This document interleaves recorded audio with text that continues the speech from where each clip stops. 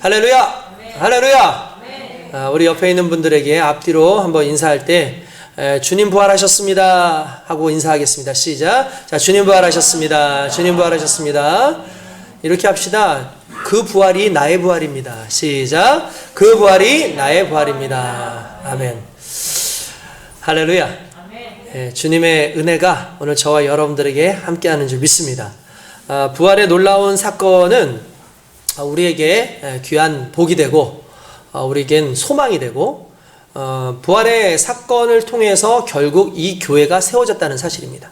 그러니까 부활은요, 무엇으로 증명되어지느냐, 수많은 증명의 이야기들을 할 수 있겠지만 결국 저와 여러분들이 부활의 증거예요. 부활이 존재했기 때문에 저와 여러분들이 오늘 부활의 주님을 믿고 이 자리에 나와 있는 줄 믿습니다. 그렇기 때문에 부활을 우리가 오늘 경험하고 또한 이 부활 속에서 하나님의 영광을 구하는 하나님의 백성들 한 사람 한 사람에게 하나님께서 크게 은혜를 주시고 주의 영광 속에서 귀한 삶을 살게 하실 줄 믿습니다.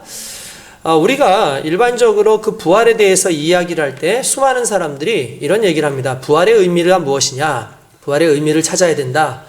부활의 뜻을 찾아야 된다. 부활의 그 의미를 통해서 우리의 삶을 조명해야 된다 하면서 이 부활의 의미를 많이 이야기합니다. 그러나 한 가지 확실한 건 부활은 의미로 논할 수 있는 게 아니라 사건으로 논하는 거예요. 무슨 말이냐면 부활은 추상적으로 그냥 우리가 생각하고 부활은 나름대로 그냥 의미를 둬가지고 생각하는 게 아니라 부활은 그냥 부활 자체가 우리에게 소망이에요. 그리스도 예수께서 부활하셨다는 그 사실 하나가 우리의 삶의 기준이 되어지는 것이고 부활의 그 기준이 결국 우리 신앙의 기준이라는 것을 믿고 깨닫고 그렇게 살아야 할 줄로 믿습니다. 그러니까 무언가 의미를 잡고 두려고 할 필요 없어요. 뭔가 추상적으로 생각할 필요 없어요. 오늘 그리스도 예수의 부활은 저와 여러분들에게 참된 은혜를 허락하는 것이고 진정 우리가 살아갈 길과 또한 우리에게 허락하신 하나님의 은혜와 사랑을 경험케 하는 것이기 때문에 우리 오늘 그냥 감사하면 되고 그 부활의 삶을 우리가 누리면 되고 그 부활하신 주님 앞에 영광을 돌리는 삶을 살아가면 되는 줄로 믿습니다. 여러분, 부활신앙에 있어서 가장 중요한 것은 뭐니 해도 이것이 사실이라는 자체죠. 만약에 이것이 사실이 아니라고 한다면은 우리는 지금 헛된 것을 믿고 있다라는 거예요. 지금 어리석은 일을 하고 있다라는 겁니다. 여러분 생각을 해보십시오. 우리가 열심히 믿었는데 열심히 따랐는데 중요한 건 우리가 믿고 따랐던 것이 나중에 보니까 아무것도 아니더라. 이건 진짜 그냥 허구더라. 만약에 이런 식으로 있다면 우리가 얼마나 허망한 인생을 산 것이겠습니까? 우리는 정말 그것 때문에 괴롭고 오히려 분통 터지고 원망할 수밖에 없는, 그러니까 정말 우리 인생의 마지막을 그렇게 살 수 있겠지만 그 누구도 믿음 안에서 살아갔던 사람들 중에서 그 마지막에 억울하다, 난 정말 원망스럽다라고 말하지 않는 이유는 결국 그리스도 예수의 부활의 표대를 향해서 달려가는 인생이 진정한 성공의 인생이고 승리의 인생이고 확실한 하나님의 영광의 인생이기 때문인 줄 믿습니다. 그러므로 저와 여러분들이 이 부활의 놀라운 역사와 은혜 속에서 늘 감사할 수 있기를 원합니다. 오늘 본문에서도 말씀한 게 뭐겠습니까? 만일 죽은 자의 부활이 없으면 그리스도도 다시 살아나지 못했을 것이고 그리스도의 그 살아나심이 없으면 우리가 믿는 이 모든 믿음이 다 헛것 아니겠느냐라고 성경은 이야기를 하고 있다라는 거죠.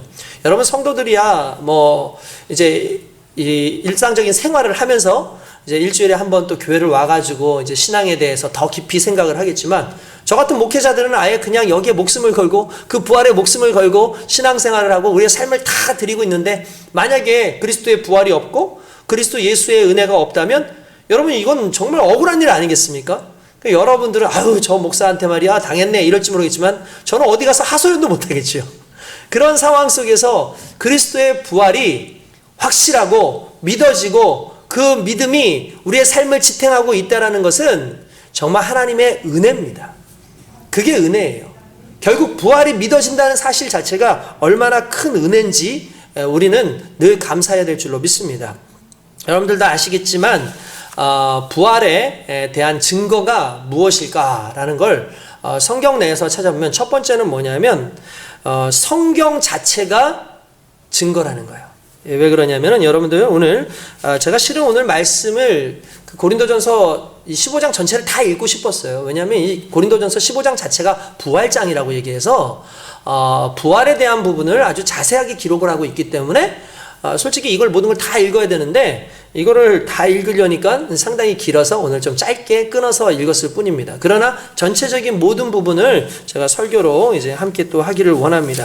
근데 오늘 말씀을 보니까 이 3절에서 4절 보니까 이런 말씀이 나와요. 내가 받은 것을 먼저 너희에게 전하노니 이는 성경대로 그리스도께서 우리 죄를 위하여 죽으시고 장사 지낸 바 되셨다가 성경대로 사흘 만에 다시 살아나사. 할렐루야.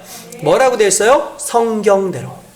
그러니까 그리스도의 부활은 그냥 어느 날 갑자기 뿅 하고 나타나신 부활이 아니라 이미 오래전 우리를 위해서 죽으실 것과 다시 우리를 위해서 죄와 사망의 모든 권세를 다 누르고 다시 부활하실 것을 이미 성경이 우리에게 이야기하고 있다는 거예요. 이건 무슨 말이냐면 그리스도의 부활은 우리 하나님께서 준비하신 거라는 거죠. 그리고 그 약속대로 우리가 믿음을 가지고 그리스도 예수를 믿고 살아가면 그 약속의 성취로서 부활이 이루어진 것처럼 약속의 성취된 삶을 사는 인생을 살게끔 되어 있다는 거예요.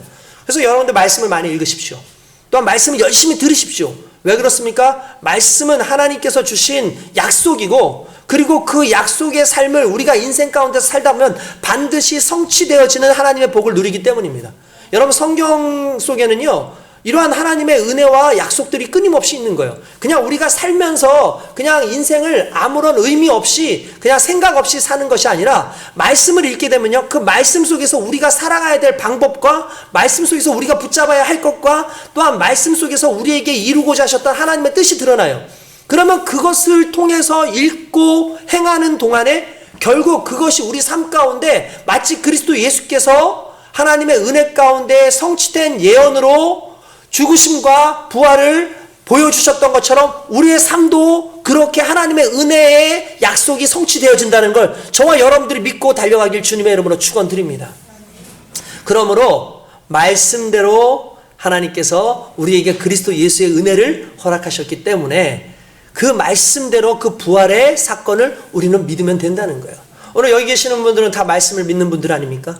그리고 그 말씀이 저와 여러분들에게 주신 하나님의 사랑의 편지라고 믿고 있지 않습니까? 그 믿음대로 살아가는 자라면 철저하게 부활의 역사는 너무나 자연스러운 증거로서 우리에게 다가오고 있음을 믿으시길 주님의 이름으로 축원드립니다. 뿐만 아니라 성경을 보니까 부활의 증거로서 나타나고 있는 것이 뭐냐면 수많은 이들이 그리스도를 목격했다라는 사실이에요. 부활하신 주님을 만났다라는 사실입니다. 이건 여러분 너무나 중요한 의미를 가지고 있습니다. 왜 그렇게 중요한 의미를 가지고 있을까?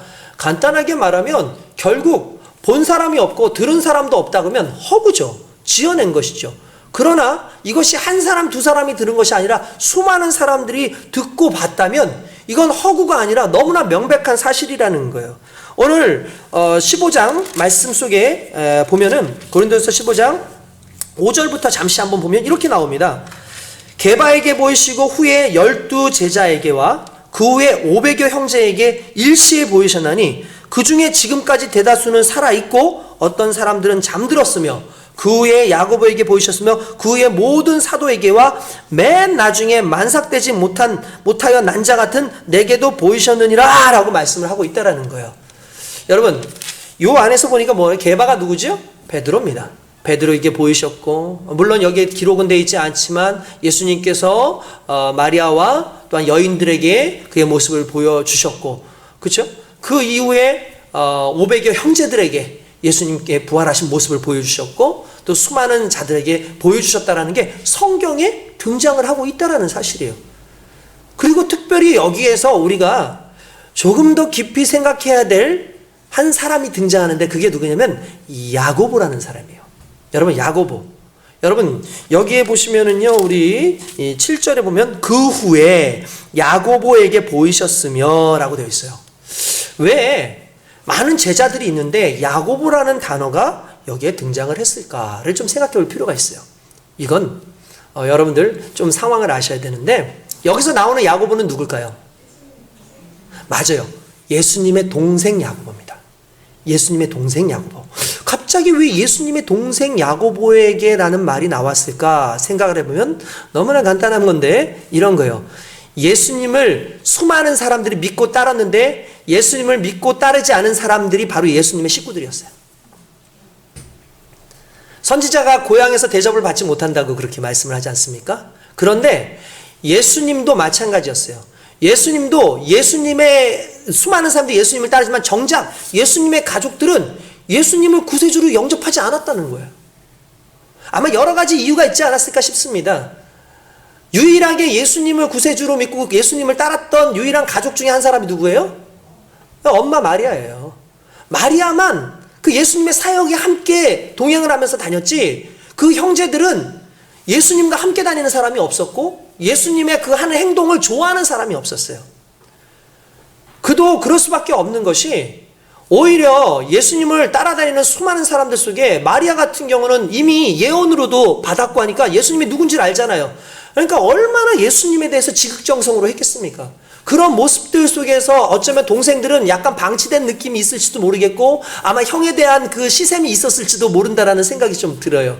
그뿐만 아니라 그 당시에는 예수님을 믿는 것에 대해서 많은 사람들이 예수에 대해서 상당히 관심이 있지만 동네 사람들 같은 경우는 예수님이 동네 사람이니까 아유 나사렛에서 무슨 선한 것이 나오겠어?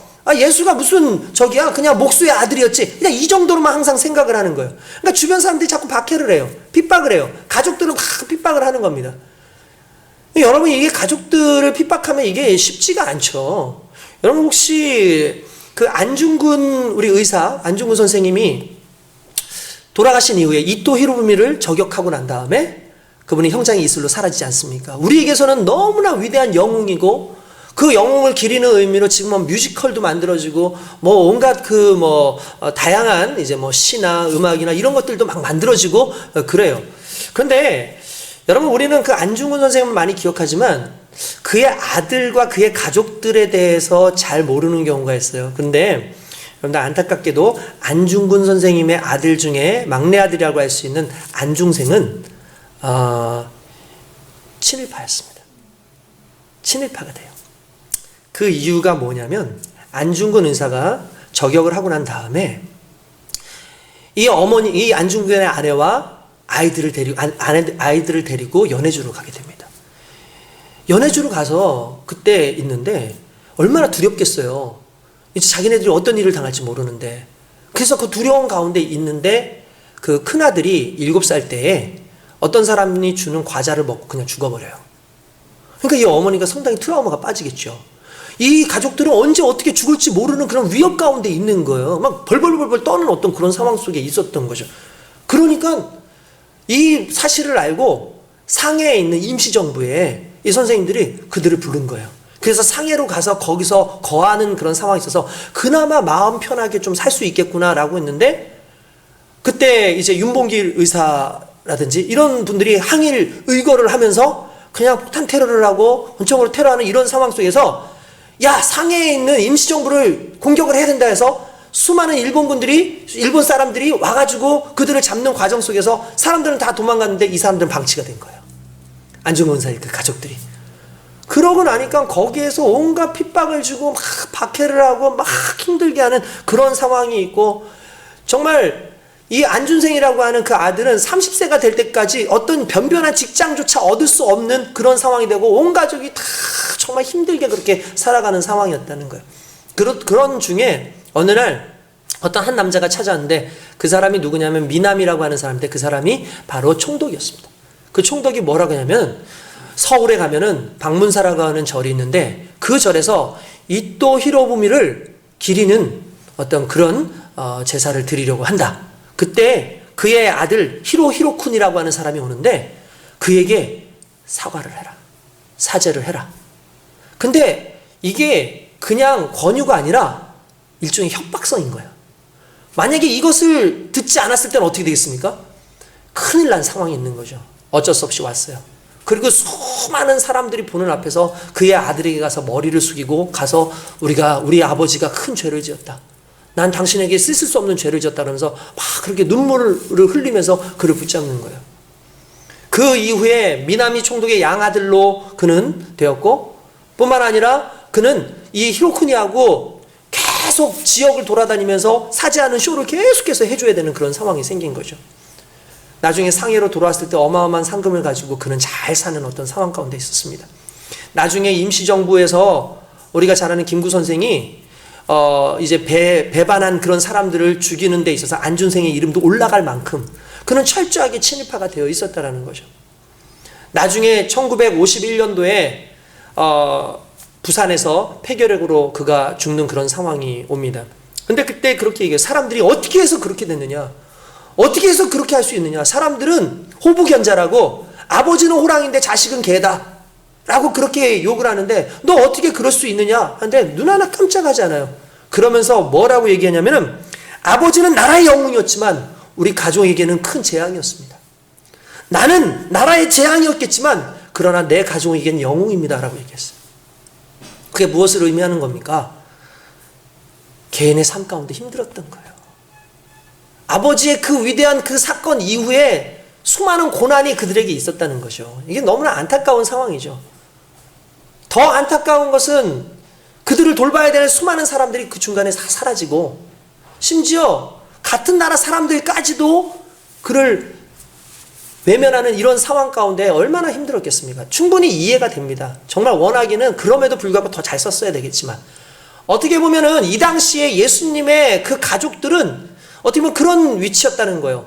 공회에서 또는 바리새인이라든지 사두개파 사람들 그리고 이런 사람들끼리 무슨 얘기를 하냐면 지금부터 예수를 쫓아다니고 예수를 주라고 하는 사람들은 공회에서 내어쫓고 회당에서 내어쫓고 그냥 우리 유대인으로서 받아들이지 않겠다 이런 식으로 결단을 하고 핍박을 하기 시작하니까 제일 먼저 그 핍박이 누구에게 가겠어요? 남겨진 가족들한테 가겠죠. 가족들한테 막 가서 얘기를 합니다. 그러니까 가족들도 나중에 예수님 찾아가서 제발 좀 하지 말라고 막 그렇게 얘기할 정도로 얘기를 하는 거예요. 그러니 이 가족들한테 인정받지 못하고 있는 이 상황은 상당히 힘든 거거든요. 그러나 예수님은 그 부분에 눈 하나 깜짝 앉지 않죠. 왜냐하면 하나님의 아들로서의 사명을 감당하시기 위해서 어쩔 수 없는 부분이라는 걸 아셨기 때문에 그렇다는 거예요. 예수님께서 결국 십자가를 지시고 부활하시죠. 그런데 그 형을 믿을 수 없고 정말 아무도 그걸 따르지 않았던 그 가족들 중에 야고보를 주님께서 만나주셨다는 사실이에요. 부활의 주님을 만나고 나니까 야고보가 어떻게 됐어요? 변했어요. 이전까지는 그냥 인간인 줄만 알았고 사람인 줄만 알았고 그냥 우리 형인 줄만 알았던 예수님인데 그는 근본이 다르신 거야. 나하고 똑같이 요셉에 의해서 태어난 분이 아니라 성령으로 말미암아 마리아에 의해서 태어났고 그 예수 그리스도께서는 말 그대로 사흘 만에 부활하셔서 살아계신 하나님으로 오늘 우리 속에 등장하는 걸 보면서 그 야고보는 무릎을 꿇고 그때부터 형님이 아닌 거죠. 주여, 내 주여, 나의 구원자여라고 말을 한다는 거예요. 그리고 그 인생이 변합니다. 나중에 어떻게 된 줄 아십니까? 그 야고보가 변해서 말씀 가운데 서게 되고 복음을 받아들이고 부활의 증인으로 살다가 예루살렘에서 말 그대로 예루살렘의 교회를 당회하는 당회장으로서의 역할을 감당한다는 거예요. 여러분 이건 놀라운 사건 아니겠습니까? 결국 그렇게 부활의 역사는 믿지 못할 사건까지도 믿게끔 만드는 놀라운 은혜가 있었다는 거예요. 결국 여러분 우리가 어떠한 논리로나 어떠한 무슨 이야기로 예수를 알 수 있는 게 아니에요. 여러분 예수를 경험하면 인생이 변합니다. 예수를 경험하는 그 순간에 우리의 논리성이라든지 우리의 어떤 생각이라든지 이런 모든 개념을 뛰어넘는 하나님의 은혜와 믿음이 우리 안에서 생기게 돼 있다는 거예요. 할렐루야. 제가 여러분들한테 어제 문자를 보내드리면서 엠마오로 가는 두 사람에 대해서 이야기를 하면서 예수님을 우리도 만나야 된다라고 얘기를 했습니다. 여러분들 우리가 잘 알고 있는 그 예수님의 제자 중에서 두 사람이 그 엠마오로 이렇게 가고 있었어요. 그들은 예루살렘에서 있었던 그리스도 예수의 그 죽으심에 대해서 마음의 상처를 얻고 아마 자신의 길들로 가고 있는 중이었던 것 같습니다. 엠마오로 한참 가고 있는데 그때 갑자기 누가 옆에 오는 거예요. 그래서 두 제자가 이렇게 가고 있는데 누가 옆에 와가지고 이야기를 합니다. 한참 이야기를 듣고 있는데 성경의 이야기를 하고 여러 가지 이야기를 하고 같이 앉아가지고 이제 밤이 되어서 무언가를 먹는데 그분이 이제 무언가를 떼주시고 떡을 주시고 물고기도 주시고 마실 것을 주는데 보니까 느낌이 이상해. 뭔가 이상해. 그래서 이렇게 보니까 그분이 사라졌어. 이 제자들이 그제서야 이분이 예수님인 걸 알게 된 거죠. 부활하신 예수님이 다른 모습으로 오신 거예요, 간단히 말하면. 근데 예수님께서 오셔가지고 그 부활하신 예수님과 함께 있을 때에 그들이 예수님을 만나고 난 다음에 고백하는 게 뭐냐, 야, 그분 예수님 맞지? 예수님 맞지? 그때 이렇게 얘기합니다. 그분이 우리한테 말씀하실 때에 우리의 가슴이 뜨겁지 아니하더냐 라고 얘기하는 거예요. 무슨 말이냐면 부활의 주님을 만났더니 가슴에 뜨거움이 생긴 거예요. 부활의 주님을 만나고 나니까 믿음이 생겼어요. 부활의 주님을 만나고 나니까 살아계신 예수님이 아니라 다시 사신 예수님을 만나니까 인생에 소망이 생기고 은혜가 생겼다는 거죠. 우리가 잘 알고 있는 바울도 그런 식이었다는 거예요. 여러분, 바울이라는 사람이 어떤 사람입니까? 상당히 이성적이고 냉철한 사람입니다. 바울은요, 상당히 이성적이고 냉철하고 무언가 제대로 검증되지 않으면 가지 않는 사람이 실은 바울이에요. 뿐만 아니라 이 바울이 확신을 가지고 있는데 그 확신을 밀어붙이는 고집이 세가지고 그의 확신은 어떤 확신이었냐면 예수는 없다. 예수는 죽었다. 예수는 물론 있죠. 있는데 죽었다. 그는 부활하지 않았다. 그리고 예수를 증거하는 저들은 다 이교도들이기 때문에 죽여야 된다. 그 정신 하나 가지고 이 예수를 믿는 수많은 사람들을 박해하고 죽이고 다메섹이라는 곳으로 가서 예수 믿는 사람들을 잡아서 끌어올려서 죽이려고 내려가던 도중에 그가 그리스도 예수를 만났어요. 부활하신 주님이 그를 만나주셨어요. 누구십니까? 네가 막 핍박하는 예수다. 순간적으로 충격받은 거죠. 어마어마한 충격을 받은 거예요. 말에서 떨어질 정도로 어마어마한 충격을 받은 겁니다. 그 이후에 그가 어떻게 됩니까? 그리스도의 종이 됩니다. 부활의 증인이 됩니다. 그러니까 그는 논리, 어떤 사고, 어떤 실증적인 거, 어떤 과학적인 모든 이런 틀들을 뛰어넘어서 하나님을 경험하는데 그 그리스도 예수 부활하신 주님을 경험하고 나니까 인생이 완전히 달라진 거예요. 완전히 그 달라진 그 인생 속에서 그는 부활에 이제 목숨을 거는 거죠. 그래서 복음의 모든 기준이 뭡니까? 부활이에요. 여러분, 복음이 뭡니까? 복음은 부활입니다. 우리가 믿는 게 뭐예요? 부활을 믿는 거예요. 우리는 그리스도의 고난을 믿지만 그리스도의 고난으로 끝나버리면 그거는 복음의 완전성이 아니에요. 결국 복음은 무엇까지 가야 되냐면 그리스도의 죽음과 그리스도의 부활까지 믿어질 때에 가능한 거죠. 왜 그렇습니까? 그리스도가 죽을 때 내가 죽어요. 근데 그걸로 끝나면 안 돼요. 그리스도가 부활하실 때 나도 함께 부활한다라는 그 놀라운 역사가 이게 복음이기 때문에 복음의 실제성 안에는 항상 부활이라고 하는 것이 있고 그 부활의 주님인 그리스도 예수를 만났을 때에만 우리는 모든 논리나 이런 이성적인 것을 뛰어넘는 거예요. 여러분, 오늘날 많은 사람들한테 그리스도의 복음을 증거한다고 생각을 해보십시오. 복음을 증거하는데 그게 복음이 증거될 것 같습니까? 이게 쉽지 않아요. 그리스도의 복음을 증거하는 게 쉽지 않아요. 게다가 오늘날에는요, 워낙 논리적으로나 또는 과학적인 어떤 그런 부분에서도 예수가 없고 하나님이 없고 우리가 가지고 있는 이런 모든 것들은 그냥 종교성에 의해서 있는 것이다라고 그렇게 주장하는 사람들이 얼마나 많은지 모릅니다. 대부분 그런 사람들이 배운 사람이라는 사람들이고 과학자들이고 양자물리학을 한다든지 이런 사람들 진화론을 이야기하는 이런 사람들이 그런 얘기를 한다라는 거예요. 그런 사람들 앞에 가서 우리가 복음에 대해서 이야기하고 예수 그리스도의 이런 얘기를 하고 부활에 대해서 얘기해도 그들이 믿겠습니까? 믿지 않아요. 그러면 그들이 믿을 수 있는 유일한 방법은 뭐겠습니까? 결국 그들이 그리스도 예수를 경험해야 돼요. 그리스도 예수를 경험하고 그리스도 예수를 알아야지만 진정한 믿음의 백성이 되는 줄 믿습니다. 여러분, 예수를 믿는다는 건 쉬운 게 아니에요. 논리 가지고 설득 가지고 이게 되지 않아요. 당시 고대 근동에 지배했던 사상이 뭐였냐면 그리스 헬라 철학이었어요. 그리스의 그 헬라 철학이라는 게 어떤 내용이냐면 몸과 영혼을 둘로 나눠요. 그래서 우리의 영혼, 정신은 상당히 어떤 것? 존귀하고 고귀하고 영원한 것이고 우리의 육신은 더럽고 추한 것이다. 그러니까 빨리 이 육신으로부터 벗어나는 게 이게 구원이다라고 사람들이 생각을 했어요. 그런데 기독교는 어떻습니까? 하나님께서는 우리의 육신을 더럽다고 하지 않으셨어요. 하나님께서는 우리의 육신을요 나쁘다고 하지 않으셨어요. 하나님은 우리의 육신을 아주 고귀하게 만드셨다는 거예요. 여러분, 만약에 우리의 육신이 더러운 존재라면은 하나님께서 못하러 우리의 육신을 만듭니까? 우리를 영으로만 살게 하면 되지. 그런데 우리의 육이라는 건 하나님의 영광을 돌릴 수 있는 정말 거룩한 도구예요. 근데 헬라 사람들은 그렇게 생각하지 않은 거예요. 왠지 아십니까? 어느 순간 보니까 인간의 육신은 후패하거든요. 썩거든요. 그러니까 결국 늙어지면은 다 썩어지면은 사라지니까 더럽다고 생각했는데 하나님 입장에서는 그건 더러운 것이 아니라는 거죠.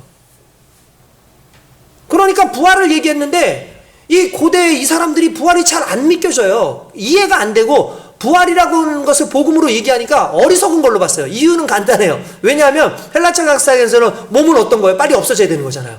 근데 몸이 다시 부활했대. 그러니까 몸이 다시 부활한 게 무슨 의미가 있으면서 막 사람들이 그러는 거죠. 근데 우리는 몸이 부활했다는 건 뭐예요? 우리의 영과 몸이 다시 부활한 걸 의미하는 거거든요. 근데 그 헬라 사람들에게 있어서 그 몸이 부활했다는 건 그냥 더럽고 추악한 것이 다시 살아나는 것밖에 안 된다라고 생각을 하는 거예요. 그러니까 그들에게 복음이 증거되는데 그 복음이 잘 증거됩니까? 안 되죠. 그러니까 그때에 그럼에도 불구하고 그들이 복음을 받아들이게 되고 부활을 받아들이게 되는 놀라운 역사가 뭐냐면 부활의 그리스도 예수의 이름으로 행했던 모든 일들이 기적적으로 나타나더라는 거예요. 사람들한테 복음을 증거하면서 기도할 때 귀신이 내어 쫓겨나가고 기도하는 순간 병자들이 벌떡벌떡 일어나고 기도하는 순간에 기적들이 일어나고 하나님의 영광이 막 드러나는 거거든요. 그러니까 야 이들이 말하고 있는 그리스도라는 분 부활하신 그 분인 예수 그리스도는 일반적인 분이 아니구나. 그분은 참 하나님이시구나. 우리가 그분을 믿는다면은 우리는 영원한 은혜 가운데 살 수 있겠구나. 그걸 경험하고 나니까 그 다음부터는 부활의 소망을 가지고 삶을 살아가더라는 거예요. 할렐루야. 저와 여러분들이 부활을 논리적으로 사고하는 그런 것이 아니라 부활의 주님을 만남으로 부활을 느끼시길 주님의 이름으로 축원드립니다. 단순히 그냥 느낀다고 되는 거 아닙니다. 여러분 우리가 그냥 느낀다고 되는 거 아니고 또 그냥 논리적으로 뭔가 생각한다고 되는 게 아니에요. 그냥 그게 믿어져야 돼요. 믿어져야 돼요. 여러분 믿어지는 거, 부활이 믿어지는 거 그걸 은혜라 그럽니다. 부활이 믿어지면 은혜인 거예요. 부활은 믿을 수 없어요. 근데 부활이 믿어져요. 그러면 그건 은혜인 거예요. 그래서 성경에는 그건 믿음은 곧 은혜다라고 얘기를 합니다. 오늘 성경에 잠깐 볼까요?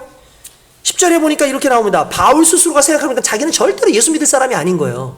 왜냐하면 논리적으로 봐도 여러 가지 상황 봐도 자기가 철저히 딸딸딸 외우고 있는 성경의 내용을 봐도 자기는 예수를 믿을 만한 사람이 아니었던 거예요. 그래서 그가 뭐라고 얘기를 합니까? 나는 도저히 그런 걸 할 수 있는 사람이 아닌데 10절 보니까 그러나 내가 나 된 것은 하나님의 은혜로 된 것이니 내게 주신 그의 은혜가 헛되지 아니하여 할렐루야. 은혜래요. 은혜. 여러분들이 오늘 예수의 그리스도의 부활이 믿어집니까? 그럼 여러분들은 은혜 받은 사람인 겁니다. 결국 우리의 믿음은요 은혜로 되어지는 거예요. 여러분들이 노력한다고 믿어지는 거 아니에요. 아 예수를 어떻게든 믿어봐야지. 아 예수를 어떻게든 믿어봐야지. 예수를 어떻게든 믿어봐야지라고 말씀하지 마시고요. 오늘 예수 그리스도의 부활을 체험해봐야지라고 말씀하세요. 그리고 기도하십시오. 주여 그리스도의 부활에 내가 참여하게 하소서.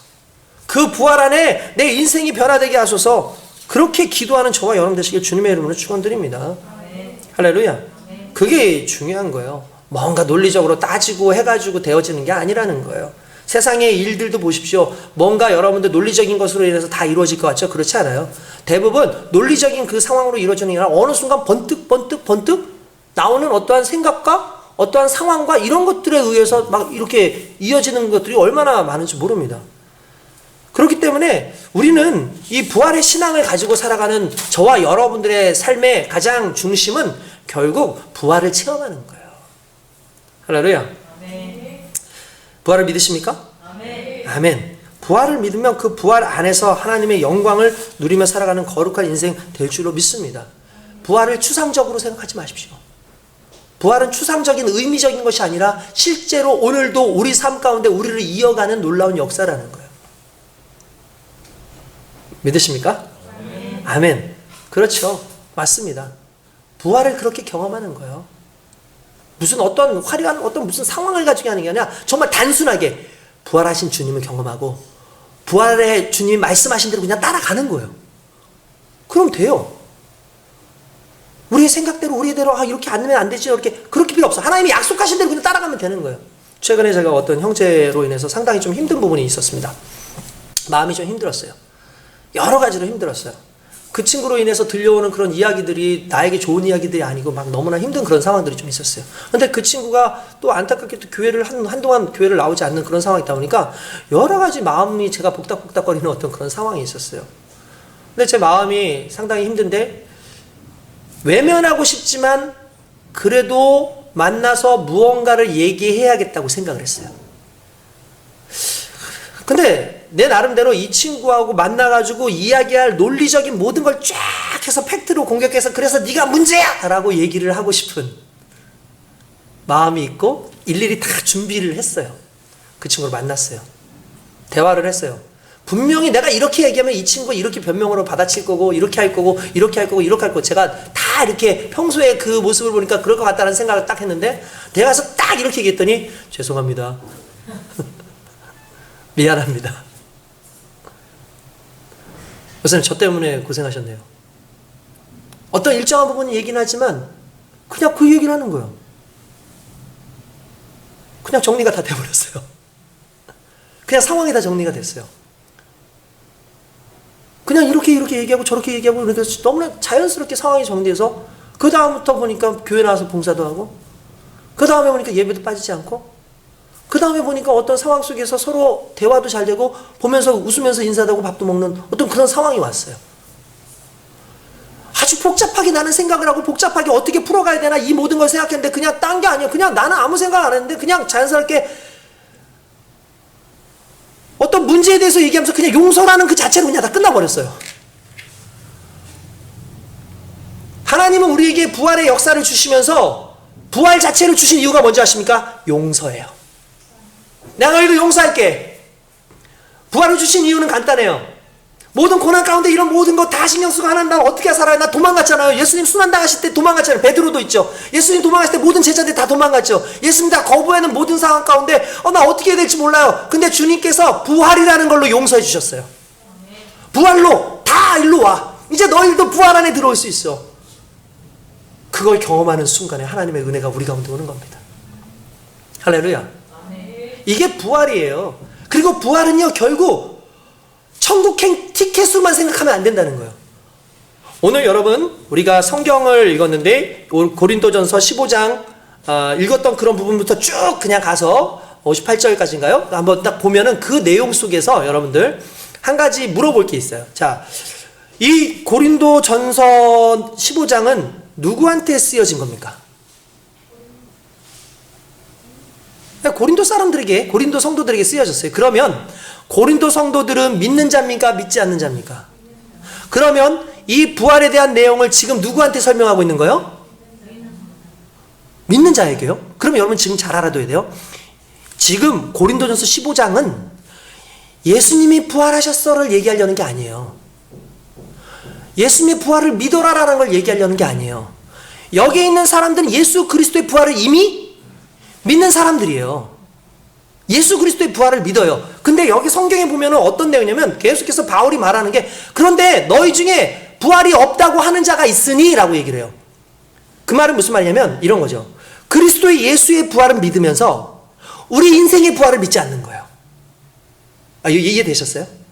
그러니까 이 고린도전서 15장의 전체 맥락은 그리스도의 부활이 없다라는 게 아니라 그리스도의 부활이 실제로 존재하고 이렇게 받고 이 사람들이 그리스도의 부활을 받기 때문에 중요한 거는 그들이 지금도 그리스도 예수를 믿는다라는 걸 얘기하면서 뭐라고 하냐면 그럼 이들이 왜 믿는 거냐? 그들이 믿는 이유는 그들도 부활에 참여하기 위해서다. 그들도 부활을 믿기 때문이다. 여러분 만약에 부활이 없다면 지금까지 이 믿음이 올 수 있었겠습니까? 이 복음이 여기까지 올 수 있었겠습니까? 없습니다. 사람들이 부활을 경험했기 때문에 그리고 그 부활도 내게 있다라는 사실을 알기 때문에 초대교회 사람들이 순교할 수 있었던 거예요. 초대교회에 카타콤에 숨어서 300년 동안 햇볕도 한번 태어나서 보지도 못하면서도 그 굴 속에 들어가서 믿음을 유지해 왔었던 사람들이 있었고 콜로세움이라는 곳에 가서 거기에서 사자들의 먹이가 되고 조롱거리가 되고 검투사들의 검에 찔려가면서도 예수님을 부인하지 않고 하늘을 바라보면서 찬양을 불렀던 이유는 그들도 그리스도의 부활이 그들에게 임할 것을 알기 때문이었다는 거예요. 그러니까 고린도전서에서 나오는 그 부활은 그냥 일반적인 그냥 예수 그리스도의 부활을 설명하려는 것이 아니라 성도인 너희도 부활의 존재라는 걸 이야기하는 거예요. 저와 여러분들은 부활의 존재입니다. 부활은 강력한 힘을 가지고 있어요. 여러분 고린도전서가 쓰여진 게 언제냐면 약 AD 한 52년에서 53년경으로 봅니다. 그런데 사도 바울이 예수 그리스도를 담에색 가는 도상에서 만났을 때가 AD 한 33년, 34년? 뭐 길어도 한 35년경으로 그렇게 보는 것 같아요. 무려 20년의 터울이 있는데도 불구하고 그는 그때 20년 전 만났던 그 부활의 역사를 기억하고 20년이 넘었는데도 불구하고 여전히 그 부활의 소망을 가지고 든든하게 살아가고 있다는 거죠. 그게 부활의 강력한 힘이에요. 그리고 이렇게 얘기하는 거야. 내가 부활을 경험한 것처럼 너희도 부활을 경험하고 있다면 너희는 부활의 삶으로 살아야 된다. 단순히 천국 가는 그런 열쇠로 살아가는 게 아니라 부활은 오늘 우리에게 주어져 있다라는 거예요. 이건 의미적 부활이 아니라 실제로 내 삶 가운데 부활의 놀라운 역사가 있어요. 그리고 부활의 놀라운 역사로서 우리 가운데 거주하시는 분이 바로 성령님입니다. 성령이 계신다는 건 부활의 영이신 성령이, 그리스도의 영이신 성령이 나와 함께 하신다는 건 우리도 이미 부활의 백성으로 살고 있다는 걸 의미하는 거예요. 그래서 나를 믿는 자는 죽어도 살겠고 살아서 믿는 자는 영원히 죽지 않는다는 그 얘기는 결국 내 안에 그리스도의 그 영광과 역사와 생명의 역사가 지금부터 이미 계속 되고 있다는 거예요. 계속. 나중에 천국 가서 그때 누리는 하나님의 부활이 아니라 지금도 이미 우리는 부활한 그리스도 예수의 몸을 가지고 우리의 육체는 후패할지 모르지만 이미 그리스도의 영으로 살아가고 있는 거예요. 그러니 우리 얼마나 위대한 존재냐고요. 우리가 얼마나 놀라운 존재냐고요. 우리가 얼마나 거룩한 존재냐고요. 그런데 그렇게 살지 못하고 있는 이 고린도인들에 대해서 책망하는 부분이 있어요. 왜 그렇게 책망하는지 아십니까? 성경에 보면은, 여기에 보면 죽은 자라는 단어가 이제 종종 나옵니다. 여기서 죽은 자라는 단어가 이렇게 여러 번 나와요. 죽은 자, 죽은 자, 죽은 자, 죽은 자. 그냥 많이 읽으기가 좀 복잡하니까 그냥 제가 죽은 자라고 할게요. 근데 죽은 자를요, 성경에서 쓸 때에 그리스 헬라어로 쓰여지는 그 죽은 자를 이제 네크로스라고 그렇게 얘기를 하는데, 요 단어를요 명사형으로 쓸 때가 있고 형용사형으로 쓸 때가 있어요. 명사형으로 쓸 때 그 죽은 자라는 뜻은 그냥 죽은 사람이에요. 그냥 몸이 이미 죽어버린 사람이에요. 근데 형용사적인 용법으로 쓸 때의 죽은 자라는 뜻은 어떤 뜻이냐면, 여러분 요즘에 영화 중에 요즘 그 전 세계적으로 영화의 어떤 메커니즘 또는 영화의 어떤 그 구성되는 소재 중에 최고의 소재가 뭔지 아십니까? 좀비예요. 좀비. 여러분 좀비 영화 많이 보셨어요? 작년에도 그 코로나 기간인데도 불구하고 좀비 영화가 몇 개가 그렇게 나왔었더라고요, 보니까. 이제는 뭐 옛날에는 우리나라에서는 좀비를 만들 걸 생각을 못했어요. 그렇잖아요. 뭐 저기 중국은 이제 좀비가 있어요. 강씨라고. 그렇죠? 강씨라고 좀비가 있어요. 우리나라도 뭐 처녀귀신 이런 거 있잖아. 그러니까 우리나라 사람들한테 좀비라는 건 솔직히 익숙하지 않아요. 근데 어느 순간 좀비가 너무 익숙해져가지고 심지어는 뭐 킹덤이라고 하는 그 이제 넷플릭스에서 만든 그 드라마는 아예 그냥 우리나라 옛날에 사극으로 만들어가지고 좀비들이 막 나타나가지고 막 있고 막 그런 거 만들잖아요. 그래서 지금 K-좀비라 그래서 전 세계적으로 우리나라 좀비가 대단하대요. K-좀비. 아주 대단한 좀비들이야. 근데 좀비의 특징이 뭐예요? 죽었는데 돌아다녀요. 죽었는데 돌아다녀요. 실상은 죽은 거예요. 근데 돌아다녀요. 그죠? 근데 성경에서 말하는 죽은 자의 형용사는 이런 거예요. 반대로 살았는데 죽은 거예요. 살았는데 죽은 거예요. 그런 거 있죠. 아, 너 오늘 왜 그래? 너 너무 힘들어 보인다. 너 왜 그래? 그러니까 아유, 내가 사는 게 아니야. 이렇게 얘기하죠. 이 사람 살아있어요? 안 살아있어요? 살아있어요. 근데 자기를 뭐라고 표현해요? 죽었다고 표현해요. 성경에 보면은요, 뭐라고 되어 있냐면은, 이제 그 요한계시록 3장에 보면은 3장 1절에 사대교회가 나오는데, 사대교회에 대해서 예수님께서 책망을 하실 때 이렇게 얘기해요. 네가 살아있다 하는 이름은 가졌으나 죽은 자로다. 살아있다고 하는 이름은 있는데 죽었대요. 똑같은 거예요. 우리는 부활 안에 있으니까 우리는 부활의 존재로서 생명을 가지고 생명의 역사를 가지고 살아있는 존재가 돼야 되는데 세상과 별반 차이 없이 우리는 죽어있는 거예요. 세상 사람들이 어떻게 보면 지금 좀비처럼 죽어있는 영혼들이 그냥 돌아다니는데 그 영혼들과 별반 다른 게 없는 존재로 지금 교회 안에서 머물고 있다는 거예요. 우리 주님이 그걸 얘기하시는 거예요. 부활은 있다. 부활이 너희 속에서 이미 역사하고 있다. 그러면 너희가 부활 안에서 진정 하나님의 은혜로 살아가야 될 것 아니냐. 믿음의 견실함을 가지고 살아가야 될 것 아니냐. 그 부활의 의미로 끝내게 하지 말고 부활의 사건이 너희에게 힘이 되게 해라. 부활의 사건이 너희를 움직이게 하는 원동력이 되게 해라. 그러려면 부활의 주님을 경험하고 성령이 우리 안에서 역사하실 때 가능한 일을 주셨습니다.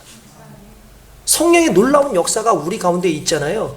그러면 그 성령의 역사 가운데서 하나님께서는 우리가 생각하지 못하고 계획하지 못한 모든 것들을 복음 안에서 이루기 위해서 협력하여 선을 이루는 은혜를 허락하셔요. 여러분들이 복음 안에서 살겠다, 부활의 의지를 가지고 이제는 내가 부활의 존재로 세상을 살아가겠다 하는 순간에 그때 하나님께서는 여러분들의 부활의 놀라운 역사와 복음이 계속해서 전파되어질 수 있도록 여러분들을 사용하시고 또한 여러분 주변의 수많은 분들을 사용하셔서 하나님의 영광을 이루는 그러한 교회의 삶을 살게 하신다는 거예요. 여러분, 우리가 이제 부활절 때에 생각할 수 있는 분들이 누구냐면 실은 최초의 우리나라의 선교사들이 생각이 나요. 그 최초의 우리나라의 선교사라고 하면 이제 초기에 나왔던 선교사들이 언더우드라든지 아펜젤러라든지 이런 선교사님들이 있습니다. 근데 이런 선교사님들이요, 우리나라에 복음을 증거하러 왔을 때가 1885년이에요. 우리나라에 딱 이렇게 들어와서 그때가 마침 부활절 아침이었어요. 그 부활절 아침에 기도를 하는 거예요. 하나님, 이 어둠의 땅에 하나님의 빛이 임하기를 원합니다. 기도를 하는 거예요. 근데 정작 기도를 하고 오긴 왔는데 막막해. 어디서부터 뭘 해야 될지 모르겠는 거야. 게다가 여러분, 복음을 증거하려면 뭐가 있어야 돼요? 제일 먼저 네? 성경. 그렇죠. 성경이 있어야죠. 텍스트가 있어야 될 거 아니에요. 성경이 있어야 되는데 언제 성경을 번역을 하고 합니까? 말을 언제 배워가지고. 근데 놀라운 일이 있어요. 와보니까요, 선교사가 오지도 않았는데 성경이 있는 거예요. 그것도 조선말로, 한국말로 번역되어 있는 성경이 있는 거예요. 이분들이 놀랐겠어요, 안 놀랐겠어요? 놀라죠. 그래서 어떻게 된 일인가 했더니 중국의 존 로스 선교사님이라는 분이 1872년에 1872년인가요? 1872년에 중국 선교사로 갑니다. 그래서 그분은 중국에 대한 소망이 있었던 분이에요. 그래서 내가 중국의 소망을 가지고 열심히 해야지 하는데 1년 뒤에 아내가 죽어버려요. 얼마나 상심이 되겠습니까? 괴로워하고 있는 그 즈음에 소문을 하나 듣게 되는데, 대동강변에서 토마스라가 선교사님 한 분이 거기서 이제 목숨을 그러니까 토마스 선교사님이 처음으로 제네랄 셔먼호를 타고 와서 이제 성경을 전해주고 죽었다는 얘기인데, 그 성경이 뭐 어떤 성경인지 잘 모르죠. 그러니까 죽었다는 이야기를 들어요. 그리고 난 다음에 6년이 지났다는 얘기를 들으니까 그 민족에 대해서 내가 무언가를 하고 싶다라는 불같은 마음이 온 거죠. 복음에 대한 열정이 있어요. 그래서 그들에게 가려고 했는데 갈 수 있는 상황이 안 된 거예요. 그래서 어떻게 되냐면 압록강변에 넘어가기 전에 중국 땅에서 차마 넘어가지는 못하고 거기에서 그들을 넘어가려고 복음을 증거하려고 어떻게든 애쓰는데 그게 안 되니까 기도를 하죠. 기도를 하다가 하나님께서 주신 것이, 네가 직접 가진 않지만 말 그대로 네가 내 사역을 감당할 수 있는 일을, 더 많은 사역을 감당할 수 있는 일을 주겠다라고 말씀하신 거죠. 그 마음 가운데 주신 거죠. 그리고 나서 뭘 하게 하셨냐면 성경을 번역하게 해요. 그것도 조선말로. 주변에 있는 조선 사람들 다 불러오는 거예요. 그리고 이 뜻이 뭐냐 해가지고 그걸 하나씩 해가지고 1886년도에 신약 성경이 완판이 됩니다. 그리고 그게 조선 땅에 들어오게 되고, 그 조선 땅에 그게 들어오게 되니까 아펜젤러라든지 언더우드 선교사님이 그걸 보고 얼마나 기뻤겠어요. 그 성경을 나눠주면서 복음을 증거하니까 사람들이 더 쉽게 그리스도의 복음을 증거받게 하셔서 얼마 있지 않아가지고 평양 같은 경우는 정말 이 평양 시민의 절반 정도가 예수를 믿는 놀라운 역사가 일어나는 거예요. 그리스도의 복음이 확 들어간 거죠. 부활을 증거하고 부활의 복음을 위해서 하나님 앞에 영광을 돌리기 위해서 기도하던 자들에게 하나님께서는 이미 로스 선교사를 통해서, 그것도 조선 땅이 아닌 조선 사람들에서 해석된 게 아니라 정말 다른 중국 선교사가 미리 만들어가지고 나오게 되는 놀라운 역사를 하나님께서 만드신 거예요. 그게 하나님의 선한 역사예요. 부활을 견지하고 그 부활의 복음을 증거하려고 하는 우리 인생 가운데 그렇게 하나님께서 도우시는 역사들이 끊임없이 일어나는 거예요. 그런데 왜 오늘 우리가 그렇게 살지 못하느냐? 왜 그 부활의 증거를 하지만 부활의 생명을 가지고 살지 못하느냐? 그건 이미 우리가 죽어있는 자로서 의식하고 살아간다는 것이고, 하나님의 말씀을 말하면서도 하나님의 말씀보다는 당장의 상황이나 환경 속에 메말라 있어가지고 그 삶 가운데 완전히 빠져 있어가지고 그 삶을 자꾸 견지하고 그걸 바라보고 살기 때문에 그리스도의 놀라운 능력이 나타나지 않는 거예요. 부활의 역사가 내 삶 가운데 드러나야 되는데 부활의 향기가 나지 않고 있어요. 왜 그렇습니까? 그 부활의 향기를 내가 맡고 있는 거예요. 내 생각이 맡고 있고, 나의 고정관념이 맡고 있고, 나의 어떤 지식적인 것이 맡고 있고, 나의 그 분노하는 감정이 그것을 맡고 있고, 내 이러한 감정들이나 이런 모든 것들이 그리스도의 향기, 살아있는 부활의 그 흔적을 자꾸 드러내지 못하게 하는, 죽은 자로 살아가게 한다는 거죠. 저와 여러분들이 오늘 주님 앞에서 회개함이 있어야 될 줄로 믿습니다. 짐 산발라 목사님이라는 분이 있습니다. 이분은 뉴욕에서 목회를 하시는 분인데 아주 영성이 있으신 좋으신 목사님이에요. 어느 날 부활절 저녁이었습니다. 부활절 저녁에 온종일 부활에 대해서 설교하고, 부활하신 주님의 그 사역을 통해서 베드로와 요한이 어떤 사역을 했는지에 대해서 막 설교를 하고 나서 은혜를 사람들이 받고 다 갔어요. 얼마나 피곤합니까? 저 지금 설교 지금 2번째 하는 건데 지금 2번째 하는데도 불구하고 열정적으로 지금 이렇게 하고 3번까지, 아멘, 할렐루야. 어쨌든 지치죠. 육신이 지쳐요. 그래가지고 이렇게 좀 쉬려고 이렇게 사무실 안에 들었는데 웬 한 거린이 들어오는 거예요. 이 거린이 이렇게 들어오니까 순간 속으로 짜증이 난 거예요. 이분이 쉬고 싶은데. 그러면서 이제 그때 비서들이나 스태프들이 있을 텐데 왜 안 말렸지? 아유, 누가 도대체 여기 경비를 선 거야? 막 이러고 있는 상황이었던 거예요.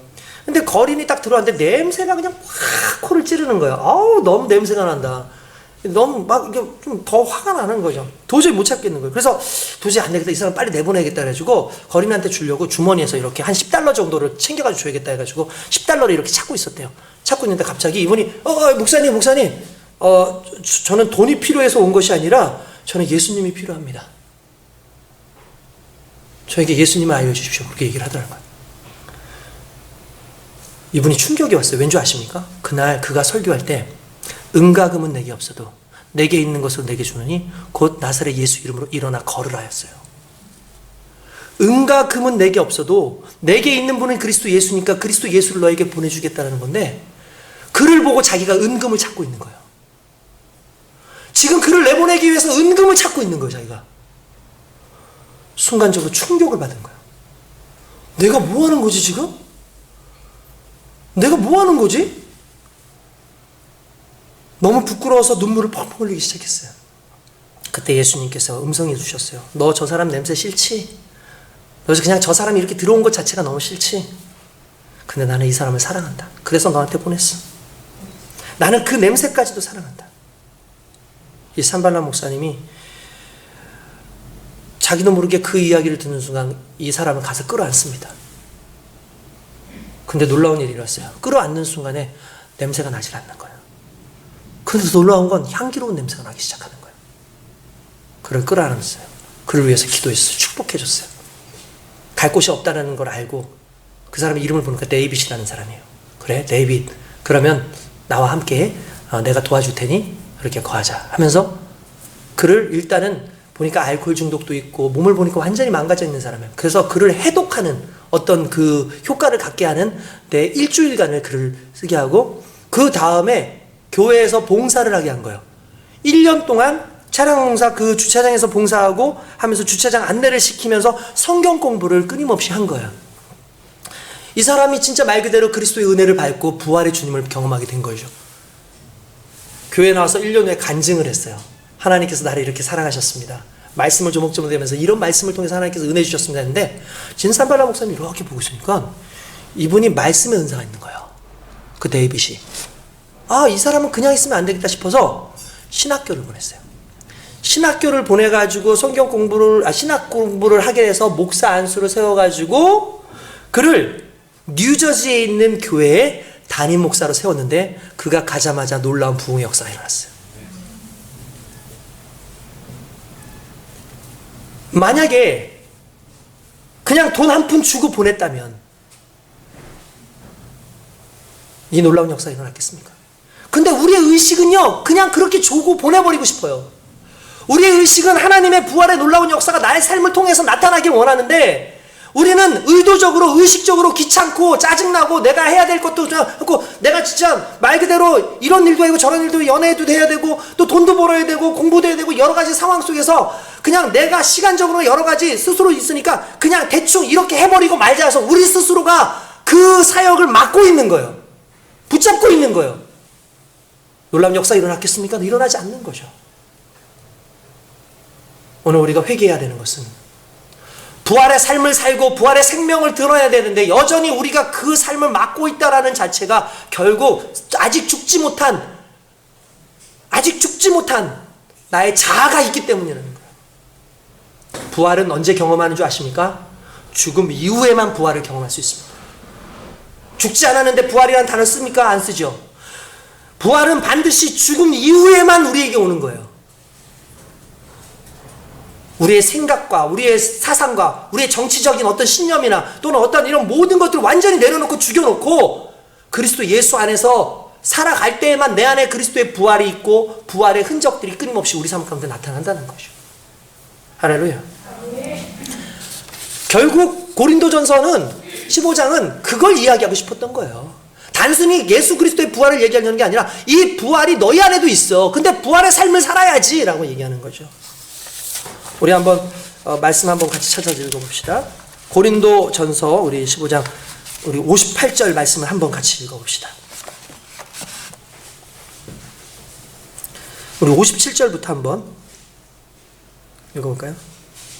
아니면 조금 더 깊게 하기 위해서 우리 55절부터 한번 쭉 한번 읽어보세요. 55절부터. 자, 시작. 사망아, 너의 승리가 어디 있느냐? 사망아, 내가 쏘는 것이 어디 있느냐?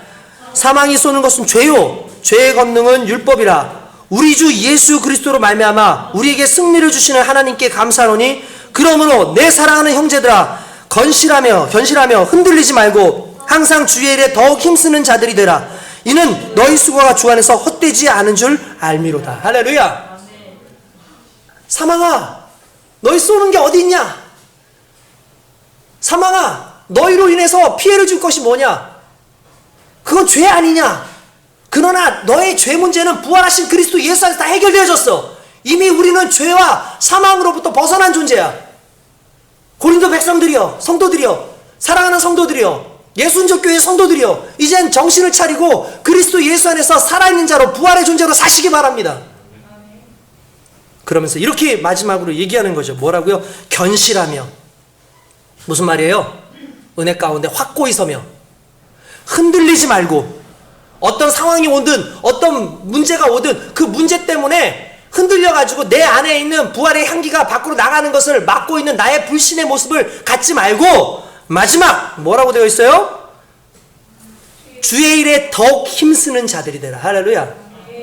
이 힘쓰는 자가 되라라는 그 말을 제가 영어 사전에서 찾아보니까 열정적으로 일하라예요. 열정적으로 일하라. 할렐루야. 그렇게 일하래요. 왜 그런지 아십니까? 그렇게 할 수 있는 능력이 부활에 있거든요. 따라합시다. 부활은 권능이다. 부활은 삶이다. 그 삶 가운데 사는 게 저와 여러분들이고요. 결국 그 수고를 주님께서 아신대요. 그 주님 앞에 세상 사람 다 몰라줘도 나 이렇게 사역하는데, 나 열심히 하는데, 나 교회에서 봉사도 하고 이렇게 하는데, 정말 낮아서 사는데, 우리 아무도 나를 알아주지 않네. 우리 담임 목사님도 알아주지 않네. 근데 이렇게 합니다. 너희의 수고를 주님께서 하시니라. 부활하신 주님 그 한 분만 바라보면 부활은 삶입니다. 내 삶에서 부활이 증거되기 원합니다라고 고백하는 저와 여러분 되시길 주님의 이름으로 축원드립니다. 기도하겠습니다.